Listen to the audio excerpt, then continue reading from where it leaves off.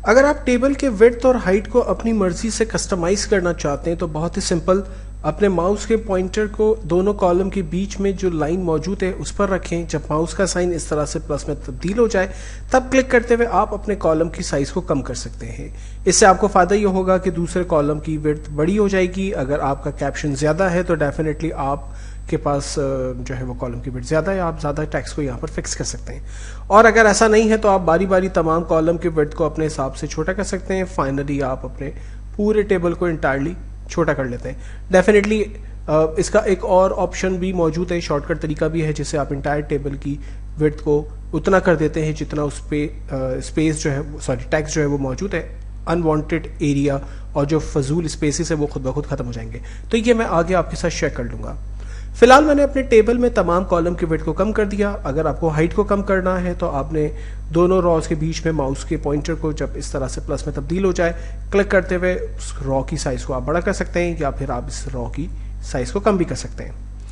अगर आप अपने टेबल की तमाम लाइंस को ऑफ करना चाहते हैं, आप चाहते हैं कि यहाँ पर टेबल नजर ही ना आए, तो इसके लिए सिंपल तरीका हमने डिस्कस किया था। बॉर्डर्स में जाकर लेट अज्यूम करें आपने नो बॉर्डर के ऑप्शन पर क्लिक किया। मैं अपने पूरे टेबल को सेलेक्ट कर लेता हूँ। बॉर्डर्स में जाकर मैंने नो बॉर्डर्स पे क्लिक किया। आप देखें यहाँ पर बॉर्डर्स मेरे पास ऑफ हो गई हैं, लेकिन बॉर्डर को ऑफ करने के बाद स्टिल यहाँ पर कुछ डॉटेड लाइन नजर आ रही हैं। ये एक्चुअली ग्रिड लाइन कहलाती हैं। ग्रिड लाइन एक्चुअली आपको ये बात इंडिकेट करती है कि इस जगह पर टेबल क्रिएट है, यहाँ पर कोई बॉर्डर नहीं है। जब आप प्रिंट आउट निकालेंगे तो ये टेक्स्ट विदाउट बॉर्डर आपके पास प्रिंट हो जाएगा, कोई लाइन हमें नजर नहीं आएगी।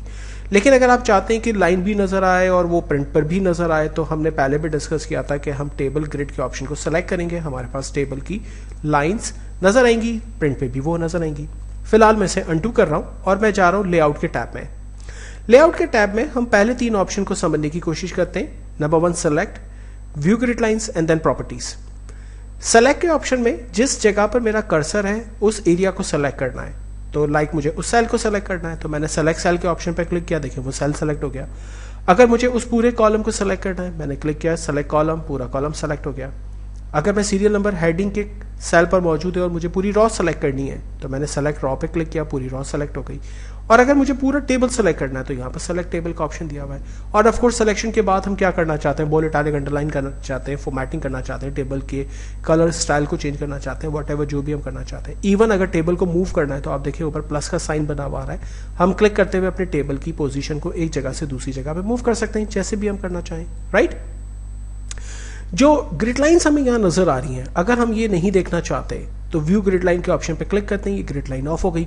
अब देखें फिजिकली यहाँ पर टेबल है, लेकिन किसी भी तरह से हमें समझ नहीं आ रहा, यानी जो न्यू यूजर होगा डेफिनेटली वो कंफ्यूज होगा कि यहाँ पर टेबल है भी या नहीं है। तो डेफिनेटली टेबल है। हम जैसे ही अपने कर्सर को उस जगह पर लेके जाते हैं तो आप देखें यहाँ पर लाइनें हमें कुछ चलती हुई हल्की ग्रिड्स नजर आ रही हैं, ठीक है। और यहाँ पर हमें प्लस का साइन नजर आ रहा है, ये टेबल का सिंबल है। अगर हम इस पर क्लिक करेंगे तो दोनों टैब्स हमारे पास एक्टिव हो गए।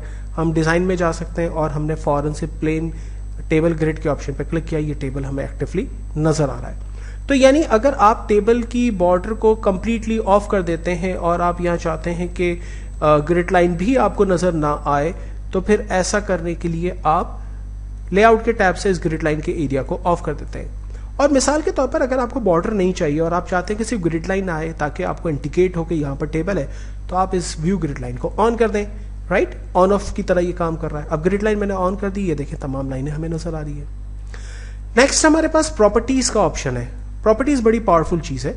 सम टाइम होता ही है कि मुझे अपने टेबल की अलाइनमेंट को चेंज करना है। आमतौर पे टेबल की जो पोजीशन होती है वो लेफ्ट अलाइन होती है। आप देख सकते हैं इस पेज पर टेबल मेरा लेफ्ट अलाइन है, लेकिन अगर आप टेबल की अलाइनमेंट को सेंटर करना चाहते हैं या राइट अलाइन करना चाहते हैं तो यहाँ पर ऑप्शन दिए हुए उनको आप यूटिलाइज कर सकते हैं। सो मैंने यहाँ से टेबल की अलाइनमेंट को सेंटर कर दिया, ओके कर दिया, ये देखें टेबल मेरा सेंटर लाइन है। और अगर मुझे इसे राइट अलाइन करना है तो जस्ट मैंने उस पर राइट पे क्लिक किया एंड देन ओके किया, टेबल राइट अलाइन हो गया। अब टेबल की पोजीशन को आप कुछ भी रखें, चाहे लेफ्ट रखें, सेंटर रखें या राइट रखें, यहाँ पर आप एक चीज और नोटिस करें, आपको लाइनें यहाँ टेबल के बाद कुछ चलती हुई नजर आ रही हैं। ये इस बात को इंडिकेट करती है कि जब आप कोई टेक्स्ट टाइप करेंगे तो एक्चुअली टेक्स्ट रैपिंग आपके टेबल के बराबर में टेक्स्ट जो है वो आपको नजर आएगा।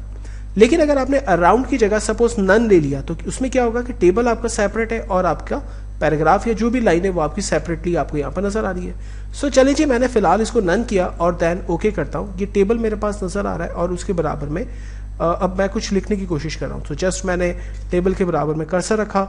आप देखें जैसे ही मैं कर्सर रखकर स्पेस बार का बटन प्रेस कर रहा हूँ, कर्सर वहाँ से मूव हो जाता है और वो सेल के अंदर आ जाता है, बिकॉज के इसके पास परमिशन नहीं है यहाँ पर कोई टेक्स्ट टाइप कर सके। और जैसे ही मैं अपना नाम लिखने की कोशिश कर रहा हूँ, देखिए वो नहीं लिख पा रहा। लेकिन अगर मैं टेबल प्रॉपर्टीज़ में जाकर इसकी अलाइनमेंट टेक्स्ट रैपिंग को मैं अराउंड कर देता हूँ और ओके कर देता हूँ, और यहाँ पर पैराग्राफ के बाद अब मैं अपना नाम लिखने की कोशिश कर रहा हूँ, राइट। तो आप देखें उसने इजीली उस टेक्स्ट को यहाँ पर मैनेज कर लिया। और अगर आप पूरा पैराग्राफ लिखेंगे तो वो पूरा पैराग्राफ यहाँ पर आता चला जाएगा, और जैसे ये जगह यहाँ पर ख़त्म हो जाएगी उसके बाद नॉर्मली टेक्स्ट अपनी नॉर्मल लाइन की तरह से ये स्टार्ट होगा। तो अक्सर आपने मैगजीन्स के अंदर देखा होगा कि टेबल जो है वो एक तरफ नज़र आ रहा होता है और उसके बराबर में आपको पैराग्राफ जो है वो लिखा हुआ नज़र आ रहा होता है। स्टार्ट पोजीशन उसकी जो है वो बिल्कुल स्टार्ट पर ही होती है, प्रॉपरली होती है। तो वो लोग एक्चुअली टेबल की प्रॉपर्टीज़ में जाकर उसकी प्रॉपर्टी को टेक्स्ट रैपिंग कर देते हैं ताकि प्रॉपरली टेबल भी और टेक्स्ट भी जो है वो प्रॉपरली नज़र आता रहे।